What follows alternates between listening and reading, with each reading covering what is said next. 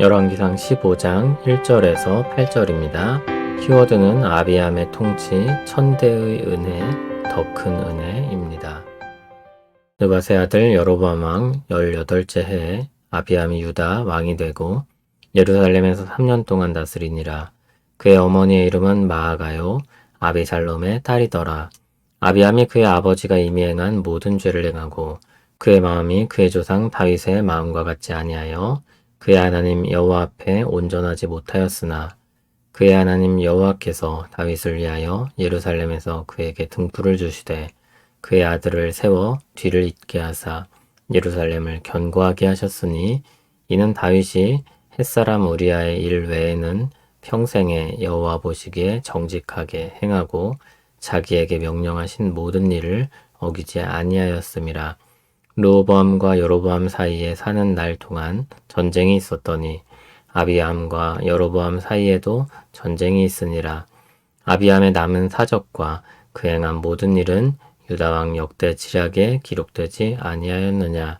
아비암이 그의 조상들과 함께 자니 다윗성에 장사되고 그 아들 아사가 대신하여 왕이 되니라.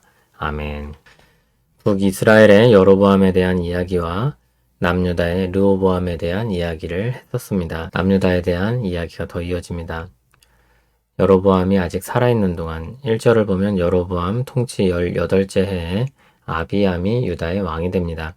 여로보암의 통치 기간은 22년이었습니다.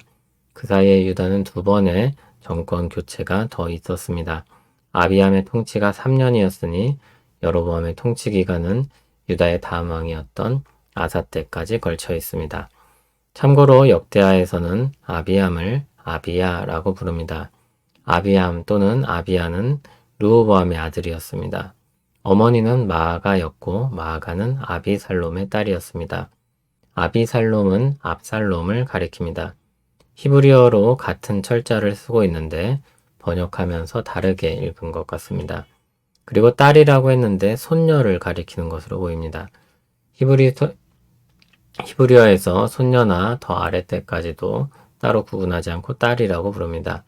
마아가를 압살롬의 손녀로 보는 또 하나의 이유는 사무엘하를 보면 압살롬의 딸이 다말 하나이기 때문입니다.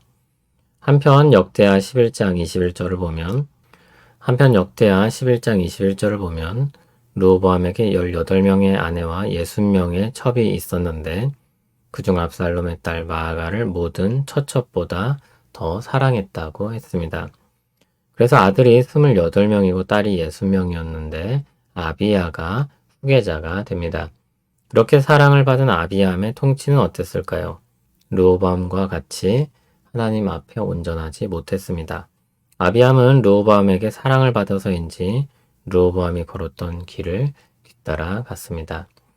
그러므로 단지 사랑하는 것만으로는 부족합니다. 사랑하되 하나님의 길을 온전하게 알려주어야 합니다. 하지만 그럼에도 아비암은 하나님의 은혜를 입게 되는데 4절을 보면 다윗과 맺은 언약 때문입니다. 하나님은 그 언약을 기억하셔서 다윗의 왕위를 이어가게 하실 것이라고 하셨습니다.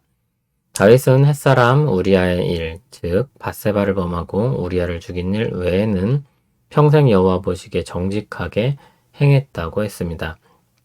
다윗 역시 완전한 사람은 아니었는데 다른 왕들에 비해 상당히 후한 평가를 받고 있는 것처럼 보입니다. 다윗은 힘써 여호와를 사랑하고 충성스럽게 행했습니다. 또 자신의 잘못을 깨닫게 하시고 꾸짖으실 때 회개하고 돌이켰는데 그것이 다른 왕들과의 차이일 것입니다. 아비암은 하나님의 신실한 언약의 시행으로 말미암아 그 통치를 이어갈 수 있었습니다. 아비암의 통치 기간에도 르호보암 때부터 그랬던 것처럼 계속해서 전쟁이 이어졌습니다. 역대하 13장 13절에서 20절을 보면 북이스라엘과 남유다의 싸움이 소개됩니다. 그때 하나님을 의지한 남유다가 승리하게 됩니다. 아비암은 하나님의 은혜를 입어 나라의 역사를 이어갈 수 있었고 북이스라엘과의 전쟁에서 승리할 수 있었습니다. 그러나 전쟁이 계속되었으니 솔로몬 때와 같이 평화를 누릴 수는 없었다고 볼 수 있습니다. 아비암의 죽음으로 그의 통치가 끝나고 아사가 왕이 됩니다.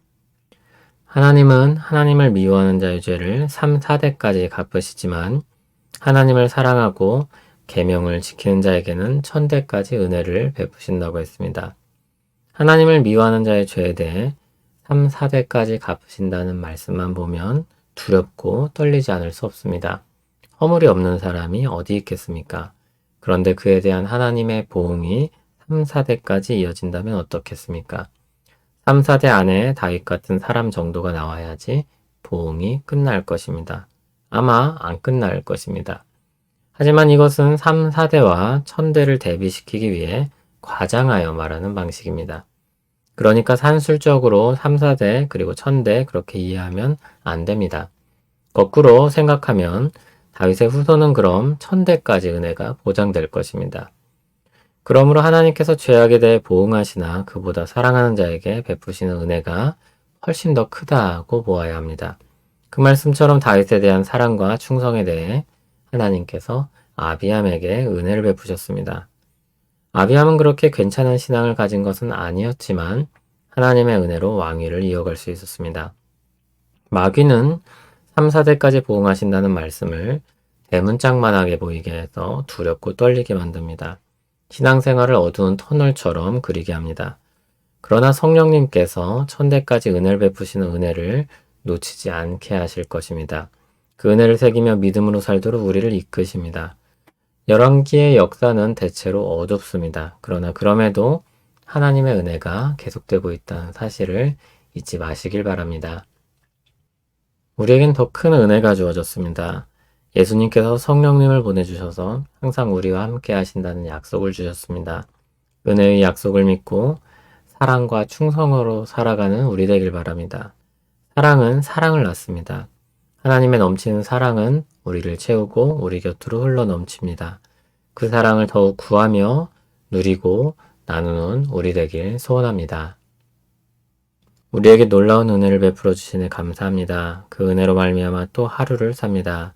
지나고 보니 다 은혜더라는 믿음의 사람들의 말이 우리의 고백이 되기를 원합니다. 그것을 볼 수 있는 눈을 열어주시고 그것을 누리며 살게 하옵소서.